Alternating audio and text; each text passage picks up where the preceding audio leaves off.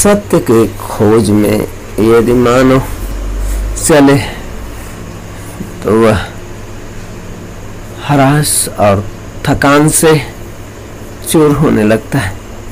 यदि मानव के अंदर उत्साह और साहस, पराक्रम और बल नहीं है तो वह आगे न बढ़ सकेगा। मानव जीवन के सत्य में यदि आगे बढ़ता है, एक एक कदम एक दिन अपने गंतव्य तक पहुंच सकेगा। बढ़ना है तो प्रेम के पथ पर चलकर, प्रेम के संदेश को जन जन तक पहुंचाकर। सत्य ही ईश्वर का सबसे परम नाम है और उस परम नाम को हम सत्य स्थापित कर सके तो जीवन का अपने आनंद को प्राप्त कर सकेंगे। जीवन आज घटता चला जा रहा है और जीवन घटने का तारतम्य, जीवन घटने का रहस्य, जीवन घटने का नियम, जीवन घटने का जो प्रारब्ध, सब एक एक करके एक साथ चलता चला जा रहा है। जीवन का कोई महत्व नहीं रहा यदि हम सत्य को ना पा सके। मानव सांसारिक वस्तुओं में लिप्त हो जाता है। किसी की शरीर एक अस्थाई नहीं है, कोई इस जगत में अस्थाई नहीं है, सब परिवर्तनशील है। छोटा बच्चा एक दिन जन्म लेता है, कितना सुंदर और कितना शांत होता है। अपने जीवन को लेकर वह इस धरती पर आता है और जीवन प्रारंभ होने लगता है। जैसे जैसे वो सयाना होता है, जैसे जैसे वो बड़ा होता है, उसकी बुद्धि और विवेक जगने लगते हैं तो बुद्धि के अधीन हो जाता है। अब कैसा साथ उसका है, माता पिता कैसे हैं, उसके बाबा आजी कैसे हैं, उसके आसपास के लोग कैसे हैं, ये भी उसके जीवन पर बहुत प्रभाव डालता है। संगत एक ऐसी उज्जवल भविष्य का एक मार्ग है और एक निष्क्रिय जीवन का भी मार्ग बन सकता है। अब बच्चों के साथ कैसा व्यवहार किया जाए ये घर के आसपास के लोगों पर निर्भर करता है। बच्चे जो देखते हैं, जो सुनते हैं, जो लोग कहते हैं, उसी का अनुसरण करते करते आगे बढ़ जाते हैं। बहुत से लोग हैं अपने बच्चों से बोलना भी नहीं चाहते कि बच्चे थोड़ा सयाने हो गए, इनसे क्या चर्चा करें, इनसे क्या बात करें, ये क्या समझ सकेंगे, इनसे सारी बातें छिपा लेना चाहिए। कोई बात ऐसी नहीं करनी चाहिए जो ये गलत रास्ते पर चले जाए।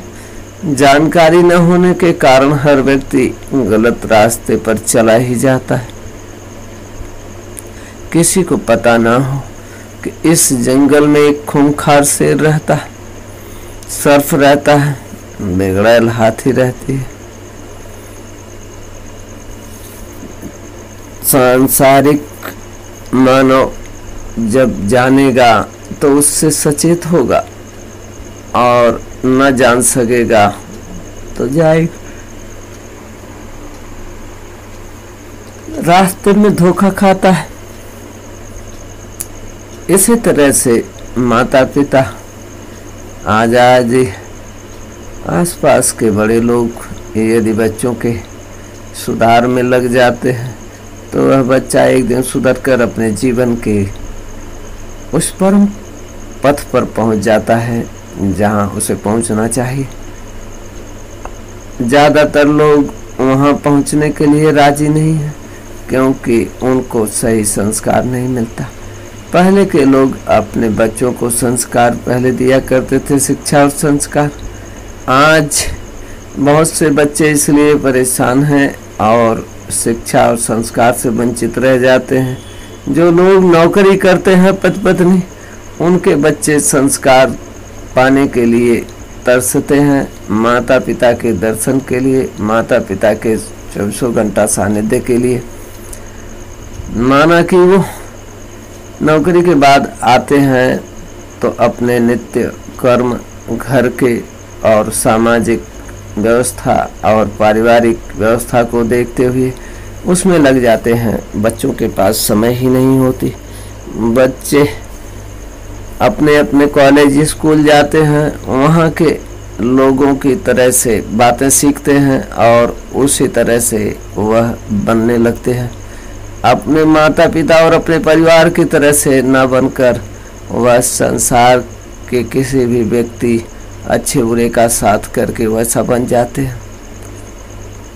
जो लोग अपने बच्चों को साथ लेकर के और हंसी ठिठोली और साथ भोजन करना, उनकी बातों को समझना, उनके भावों को समझना, उनकी इच्छाओं को समझना, उसी के अनुरूप उनको शिक्षा और संस्कार देना, वैसे ही बनाना।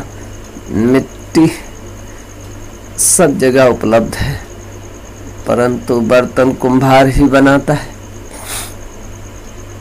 मिट्टी हर जगह उपलब्ध है, परंतु पात्र बनाने का काम, बर्तन बनाने का काम कुम्हार ही करता है और वह जानता है कब सूखी कब पकाना है और कितना पकाना है, पकने के बाद कितना उसको कैसे रखना है, यह वह अच्छी प्रकार से जानता है, क्योंकि वही वो काम करता है। हर मिट्टी को अलग अलग तरह से प्रयोग में लाया जा सकता है, जबकि धरती पर मिट्टी एक सा दिखाई देती है, परंतु एक सा मिट्टी नहीं है। इसी तरह से समाज में लोग एक सा नहीं हैं।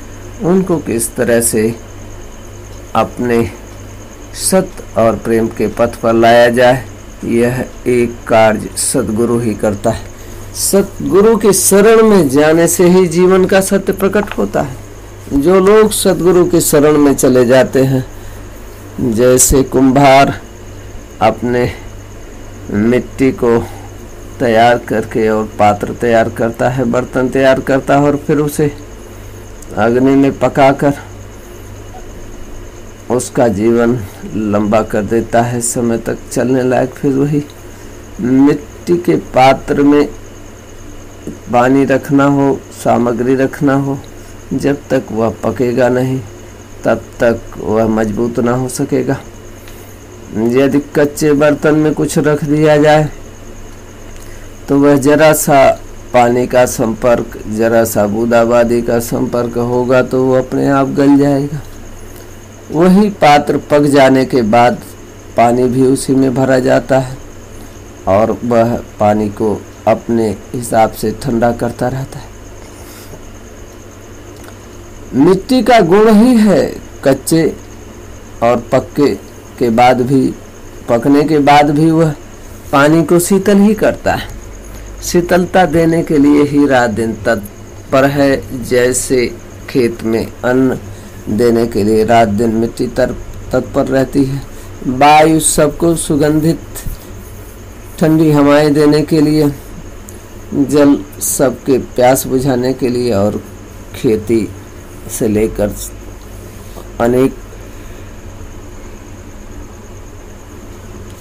प्रयोग में आने वाली वस्तुओं में काम देता है।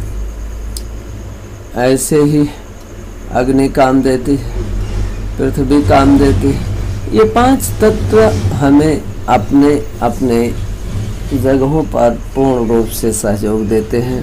ऐसे ही परिवार के लोग एक साथ होकर के अपने बच्चों को अच्छा संस्कार दे सकते हैं और एक परिवार में यदि संस्कार मिल जाए तो जीवन वहीं पर बदल जाता है, नहीं तो बच्चे बिगड़ जाते हैं। आज ज़्यादातर लोग परेशान हैं कि हमारे बच्चे सुनते नहीं। आपने जब बच्चों को सुनाना था, बच्चों की सुनना था, तब आपने ध्यान नहीं दिया और बाद में कहते हैं कि बच्चे नहीं सुनते हैं। तब आप बच्चों को विद्यालय में, कॉलेज में, अन्यत्र जगहों पर तैयारी और पढ़ने के लिए भेज दिया। बाद में बच्चे सुनेंगे कैसे? और जैसे ही बच्चे सुनते हैं वैसे ही बनते चले जाते हैं। यदि उन्हें बनाना है तो अपने पास रखिए, उनको संस्कार दीजिए। आप लोगों ने इस बात को बहुत प्रेम और बड़ी श्रद्धा से श्रवण किया। आपके